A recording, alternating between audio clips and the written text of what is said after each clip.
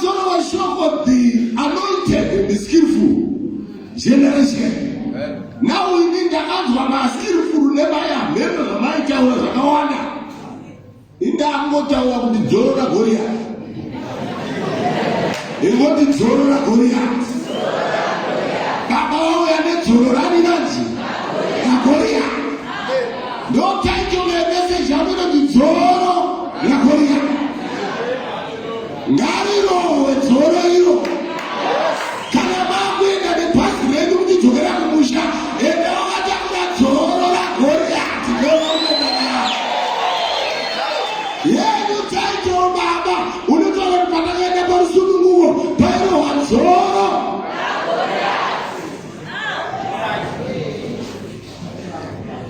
Somewhere, when we talk chapter 17, but verse 1 kushuka pa 11.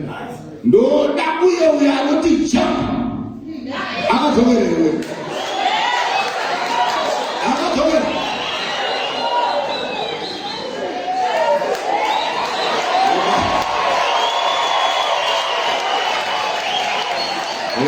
Kuma na wajana tu.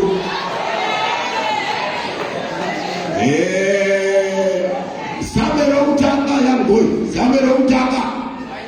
Chapter 17. Verse 1 kushuka pa 11. Those are geography.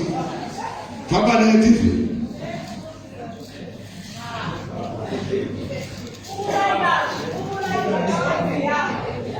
Aja bala watu.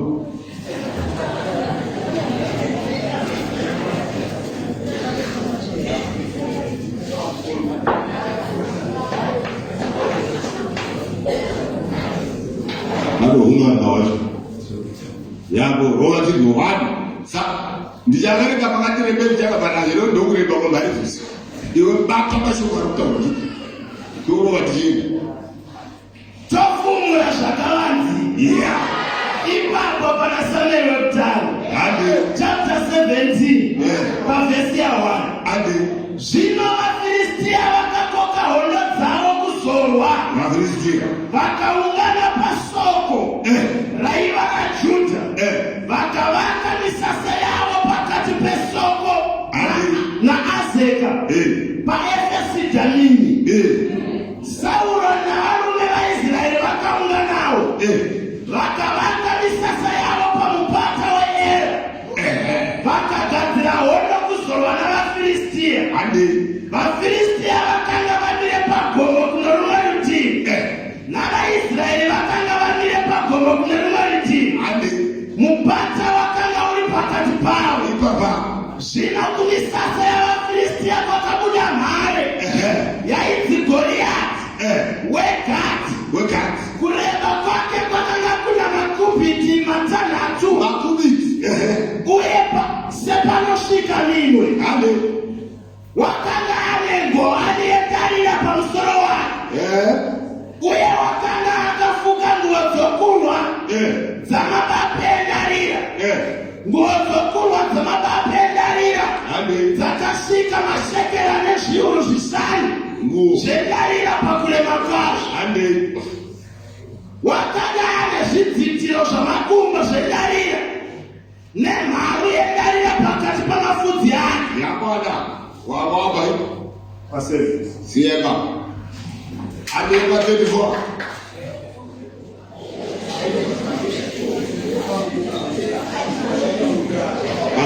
verse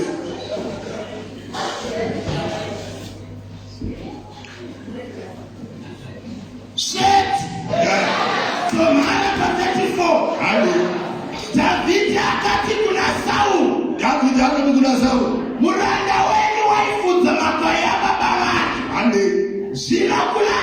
Zvino kana shumba ikasvika kana dero kuzotora gwayana paboko ndaibuda ndikaiterera ndikaiuraya ndikaiwira pamuromo wayo. Kana ichinge ikandimukira ndaibata ndebvu dzayo ndokuibaya nokuiuraya.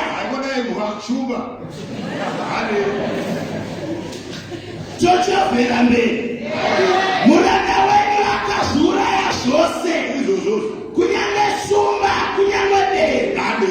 MuFilistia uyu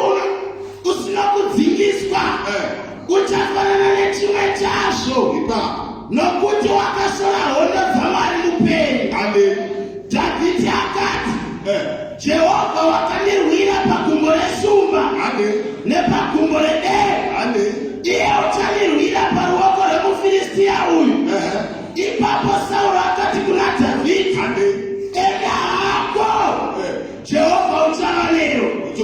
Sauro akafukidza Dhavhidhi nguo dzake, akadzika nguwani yendarira pamusoro wake, akamufukidza nguo dzokurwa dzamabapa endarira.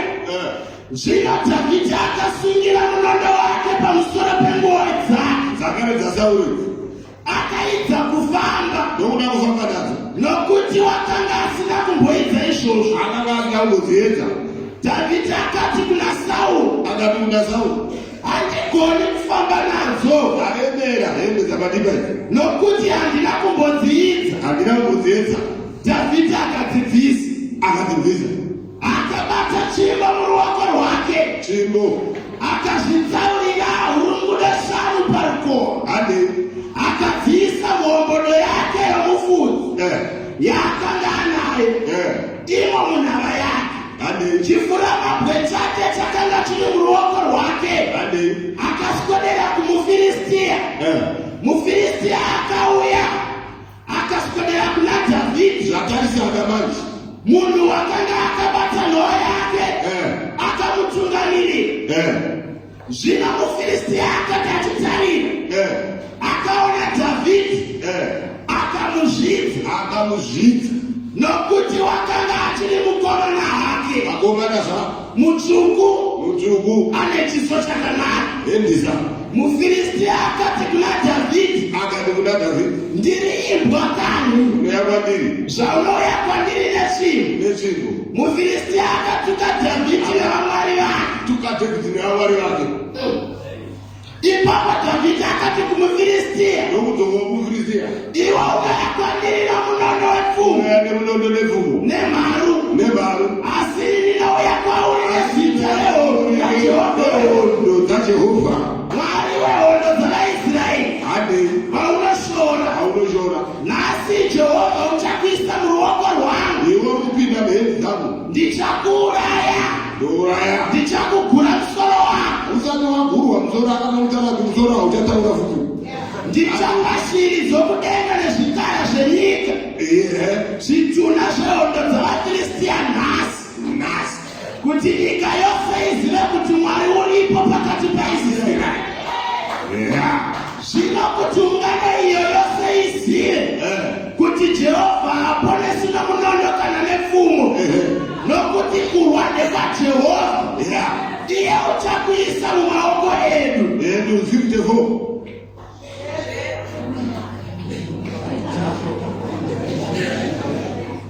Toita zvehigh jump mahapa 54.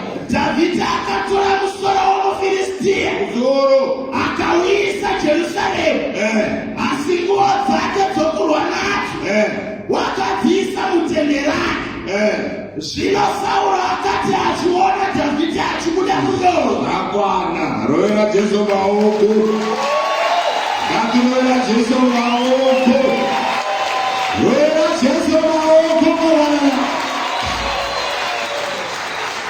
Thank you very much, Mr. Riderson.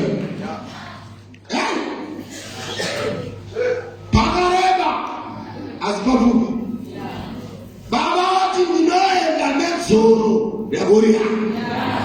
Rakunetsa nguva yese. Madzoro aya ane malevhura awo. Anarumbidzwa. Mukomana pakati mukomana wabva wati nomusikana apana kubotaurwa babhaibhira mazwa bhaibhira karati Dhavhidhi anga achingova zvake mukomana. Ndinoda kutaura kunoona ndichakabata ndakura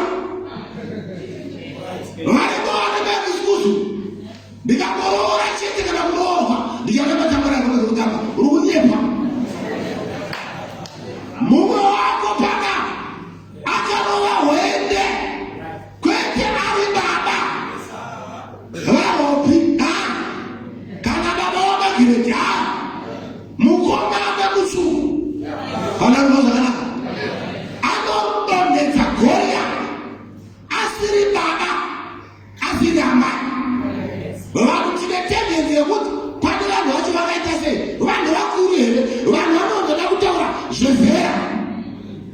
Zvakine Bhaibheri. Goriati paakaona Dhavhidhi akamuzvidza zvaanonge wamukomana zvake. Vatiwo Bhaibheri azotaura kuti akanaka pashiso. Chazvakanyorerwa handichizive zvekumeso kwomunhu izvi. Tongosiya kumweya.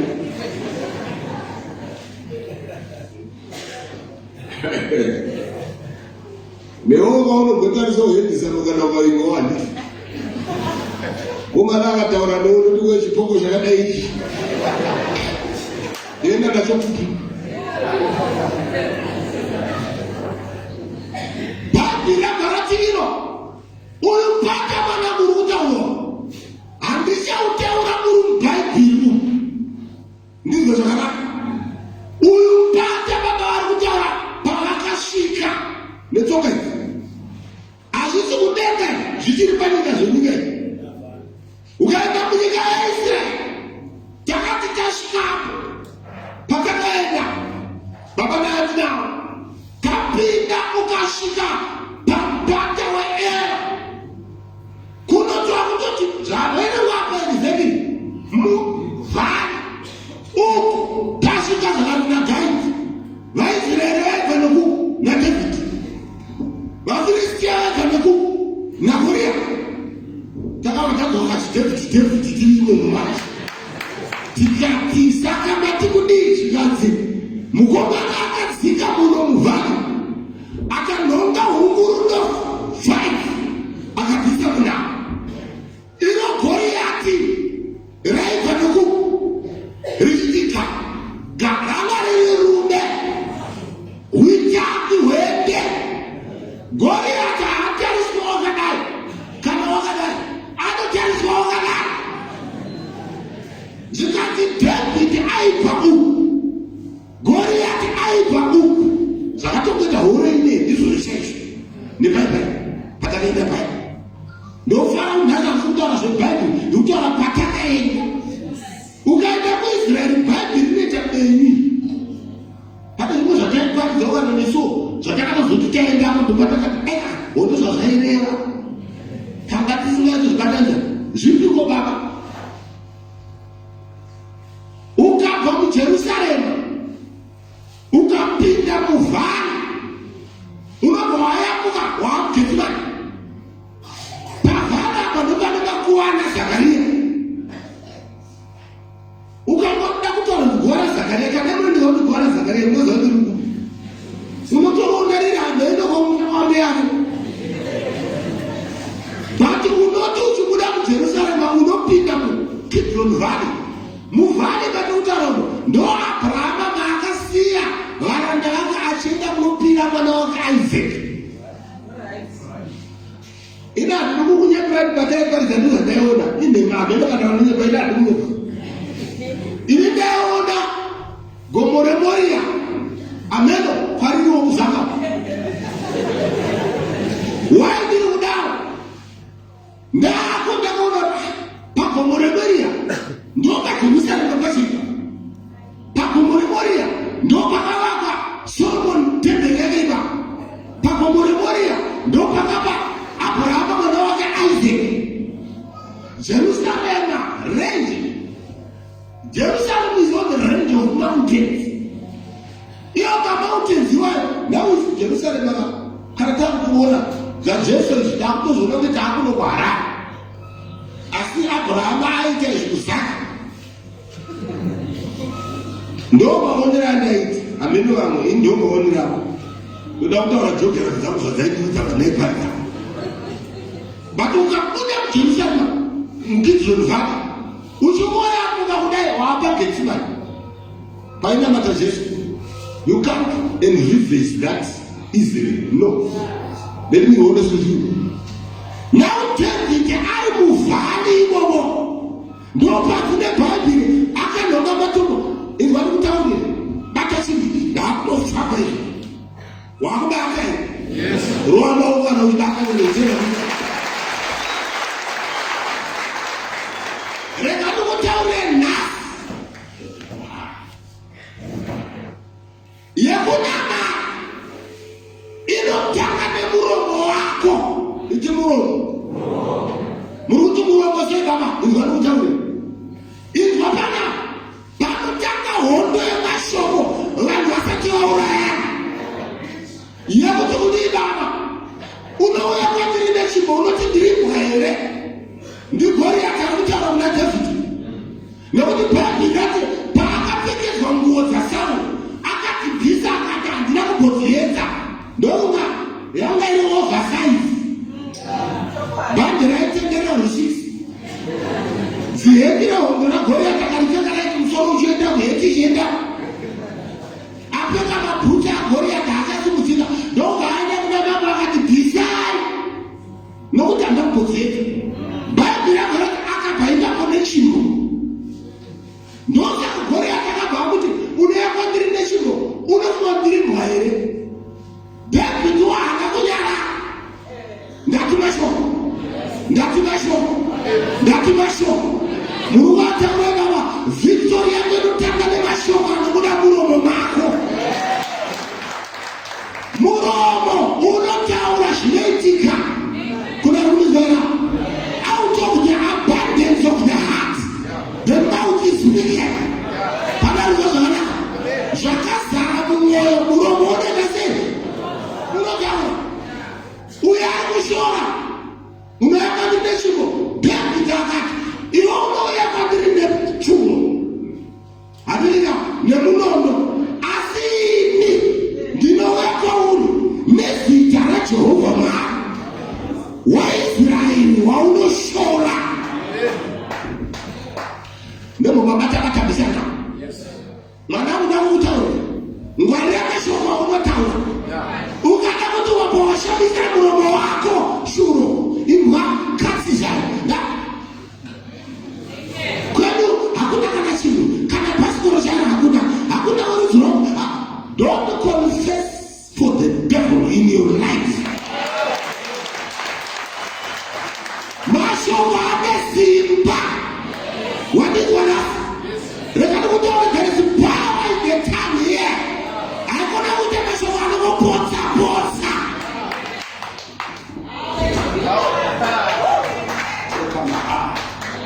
Mwana wangu mkuu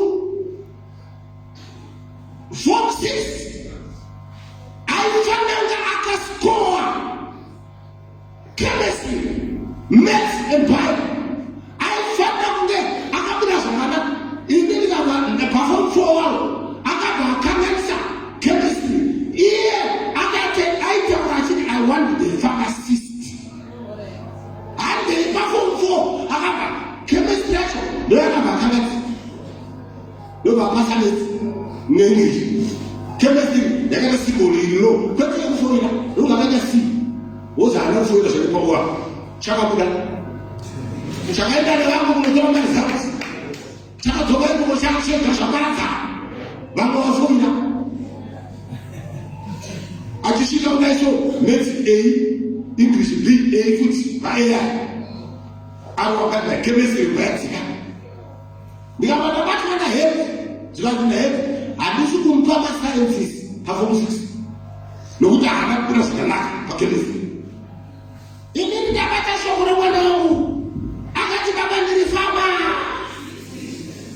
nezerero unozakafamunookana tinaita zvawakaitei kana mutaura kuti pharmacist kana akafoira ine sabject inokwanifaisa pharmacist.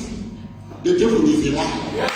Pane zvakapotseka panyaya yako ndatuma naMwari kuzokuudza kupotseka kwazvakaita you are on the right direction.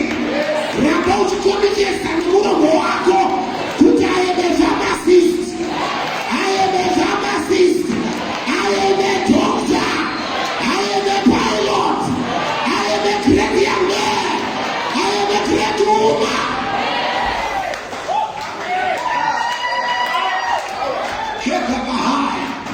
Victory yanotangira pamuromo pane nyaya.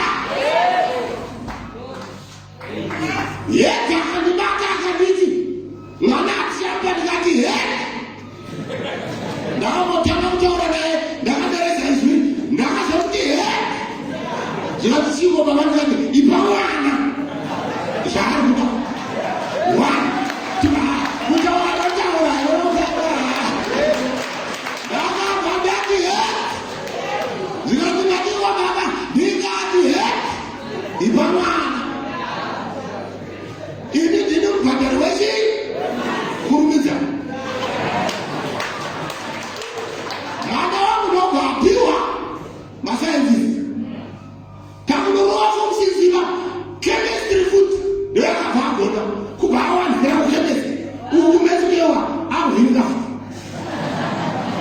akazobuda nemayoni dzake ndamutakura ndaenda naye South Africa.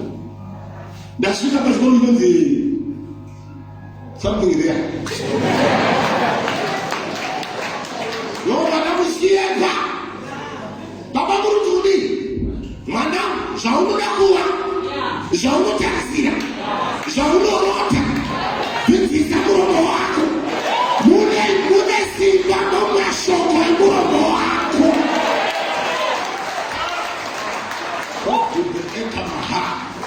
unouya kwandiri nechinhu nhasi ikwatemezvauta musoro kusati vadibuka ari kuti nhasi kotenava nhasi iro riri kuti zigoriati David ari kuti nhasi let maha ndati David ari kuti nhasi iro richitika raiti kana rabuda goriati raiti kune murume herau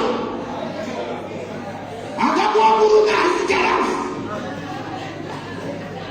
kune varume sei Biblia inoti Goliath akati ga mashoko chete vanhu vaigara mumapwa. Biblia inoti pakadaro zvirikukosora zvengwari vakundokosora chiparidza zvakoseka zvako zvezvo kuti munogara kumba kwako zvakakosora zvishana aindane vanoraingatirwa nechambo zvakudaro chikosora tinoenda kuchechi kunaosina musoro naiparidzirwa nasenda ndakosora kosora rapana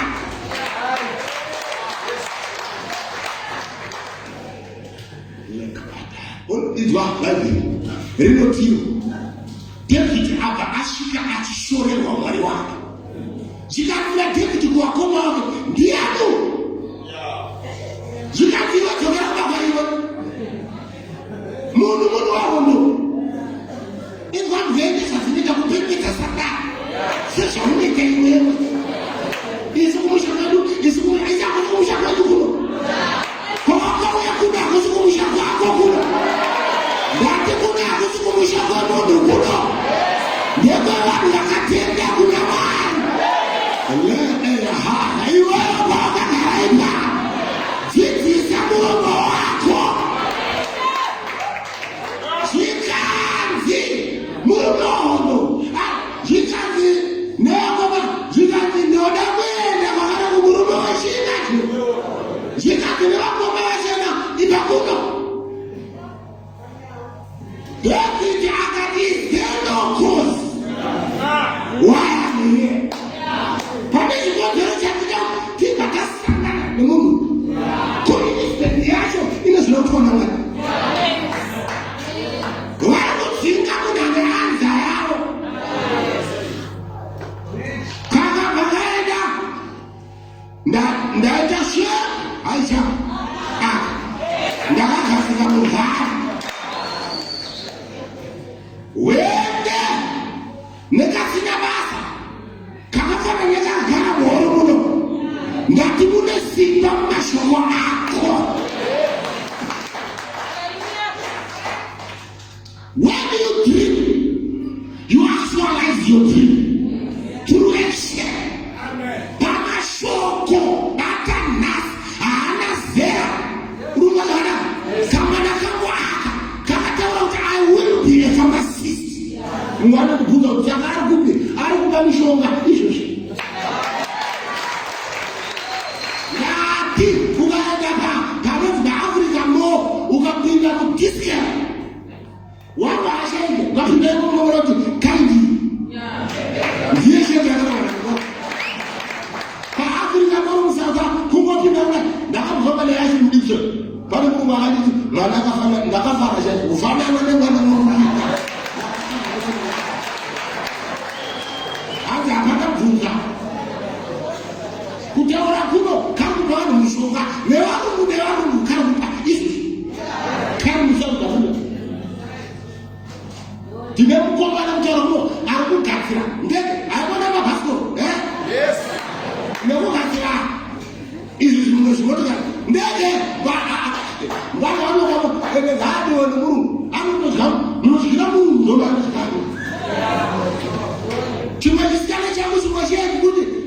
chinoichovha kwangu inini kune vanogadzira ndege ndokuichovha ndege yacho.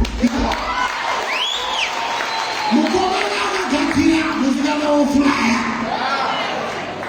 kuopa vanhu mapirisi. Icho chiri kutaura zvendege chakabuda pamvomvo nemasii chete. Akatarisa Dubai, akatarisa kubira angana pakati. Asi aimbotaura achiti I will fly.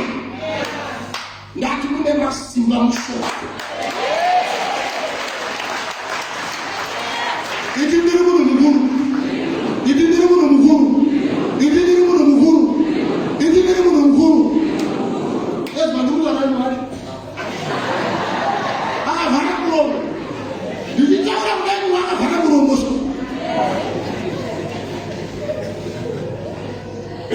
Mune simba mumashoko muromo wako. Ndakamira pamuromo apa. Ndati David akataura Goliath asati awira pasi asati afa akati ndiri kudimura musoro wako nafa. Ndiri pakrembo ndakamira pamberi pechechi. Chechi inese mbona bhasi muchechi vayo. Ndikamira pachechi ndikati pagedha. Parikupinda basa. Ndati muromo wakaipa. Mwakaunda munakana tora.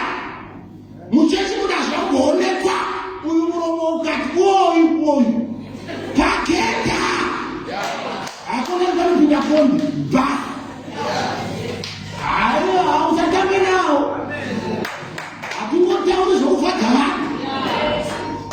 Hamuchataura kuti makanoona here kuti hamuna. Ndakanoona richipinda pamusaro paya. Rekutanga mucheche wako nemuromo uyu. Asi usati wapinda pachinhu bvita zvaunotaura.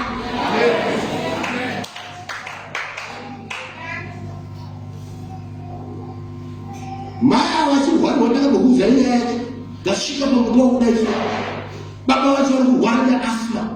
Vari kufemereka. Kukuza amai vacho vari kuchema vari apa. Inguva zvandakataura amai vacho. Ndakatarisa baba vasikwanisa kufema. Amai vacho kurwara. Ndozvo vanogara vachiita baba wedu. Ndikati amai. Baba kumbira nhasi. Havachaita kuti zvavari kuita.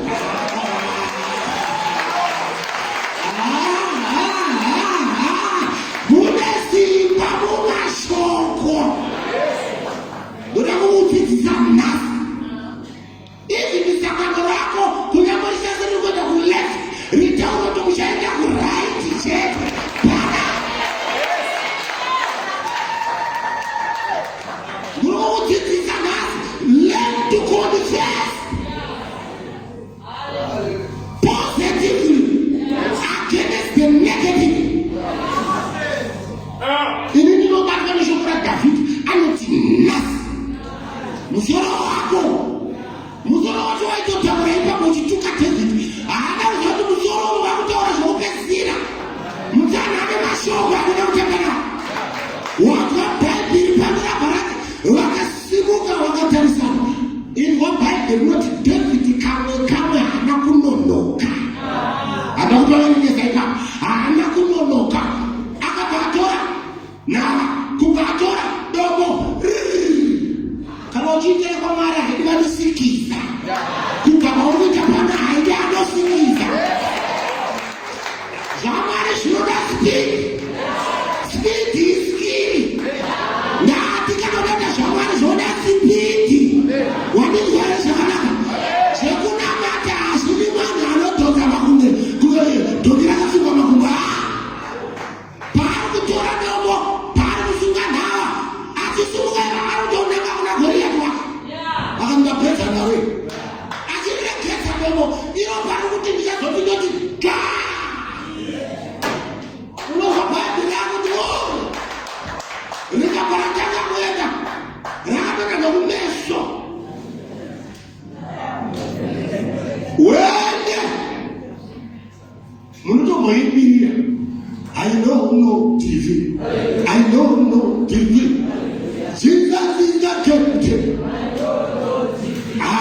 know no defeat. I know no defeat.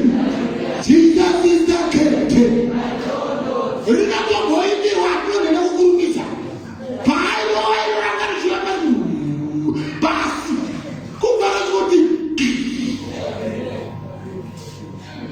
No Mary, right to the moon.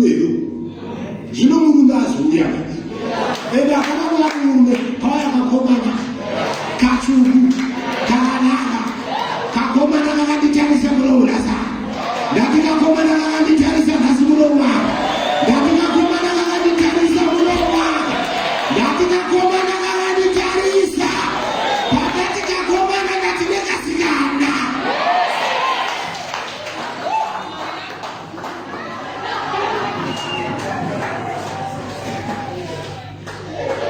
Ukaona pipe ndio achukua kugoria tu abona ngozi dai pasifika pale nilingaba dai nile baba ndio bwana nikamsoro ka goria kitsi kakoma na ngara wende ukaona ka pipe akafomora munondo wake ye goria. Yes, I know no defeat. I know no defeat. Jesus is the captain. I know no defeat. I know no defeat. Jesus is the captain. Kasino Pieta, Bible Kabaya Mzora Hore, Kabagaunda, Kakakonanga kwa Fisia. Wende Ngairuko. Yeah. Mega Koma. Kananga kwa Fisia. Wakati wangu wakati wenyewe. Yeah.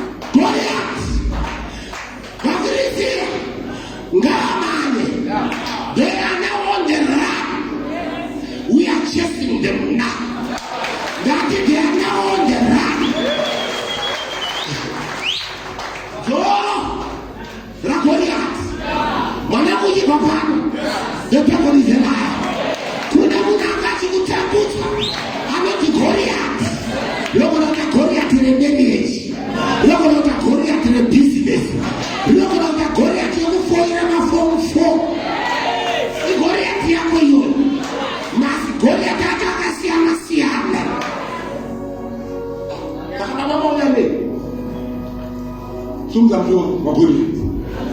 Ndati nasi. musoro Goliath tirikwenda nako kumusasa.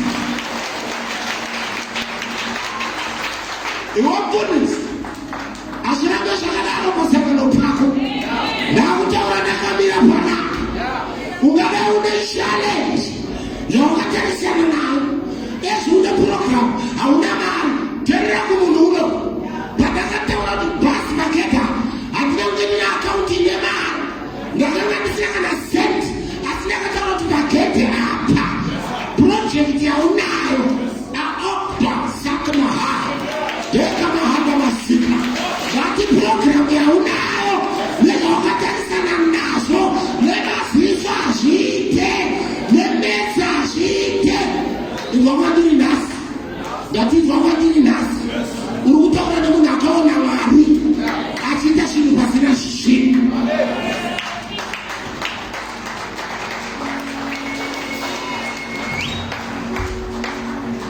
Goliatu wakatasa mewana ndati Goliatu upi wakatasa mewana hakuna barafa mwarina wadake wakatasa kubuda hakuna bagi washika pakungwa adamu padamu adamu paruizi ndati pakungwa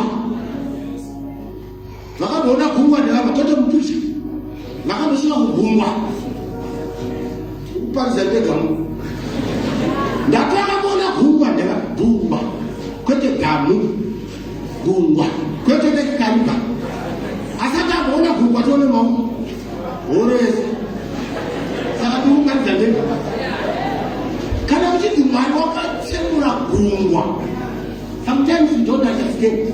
Ndikanutaura vanangu musi wandakatanga kusvika kugungwa ini first time ndakataura nendimi ika kunopinda chikatikomaitasoikatiwa kunoshamisa gungwa zvavakaita vanangu kana uri pana unoona denga nemvura zvakadai harina mupeto hakuna kwamvura kumagara nao mwari ndopaamene vanhu pagungwa wobva ati ipapa ndopavari kuyakukanapo ipapa unakumudzoera ndinakukuonesa mweya kuti kana mwari wako anewe hakuna chinomira pamberi pako wakatanga kutaura vanhu kwanga kusina makuva here garikianaiko esa vakataura masitora akawandawa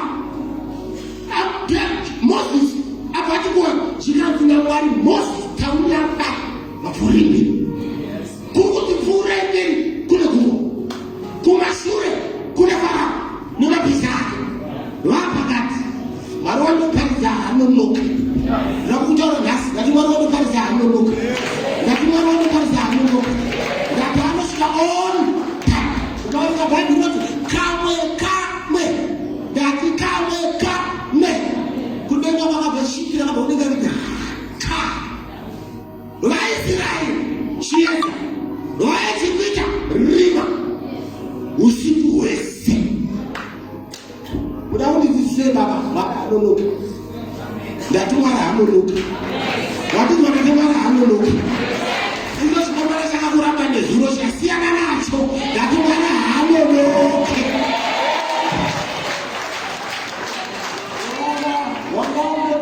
kashe ndati haanonoke unovarira kana makasina mutombo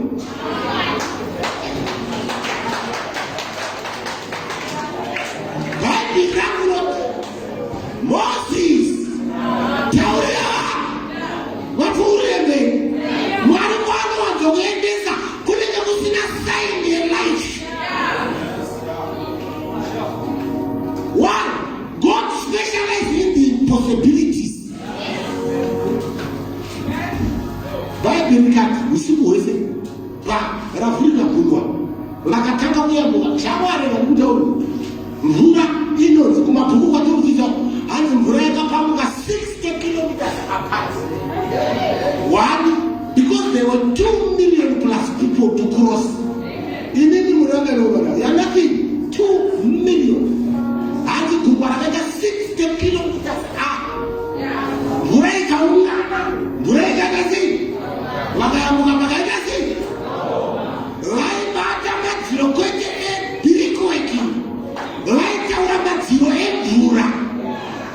ndikati what a mighty God we serve. What a mighty God we serve. What a mighty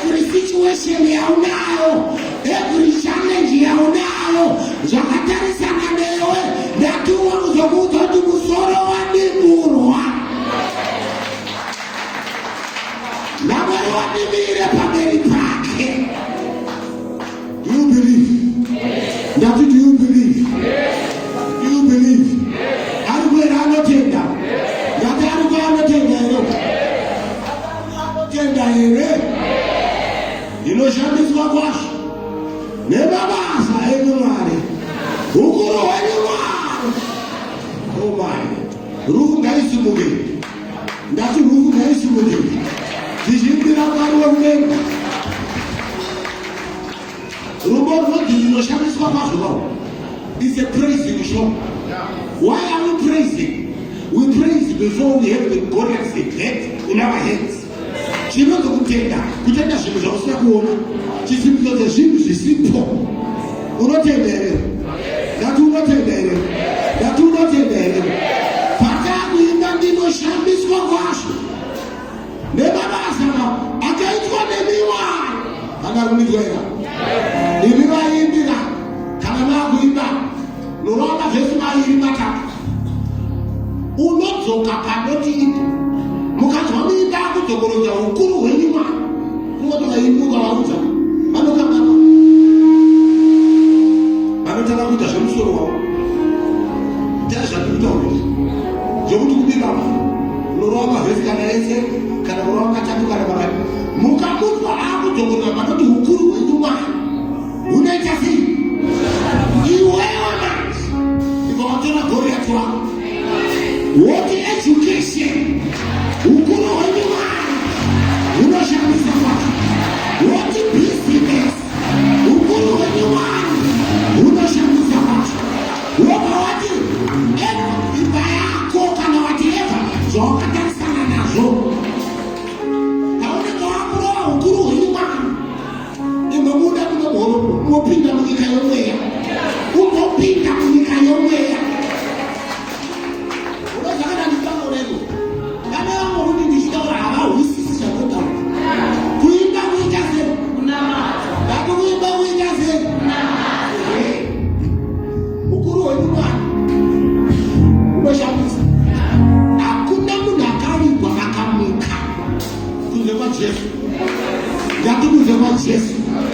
ukuru wake Mwari hunoshamisa.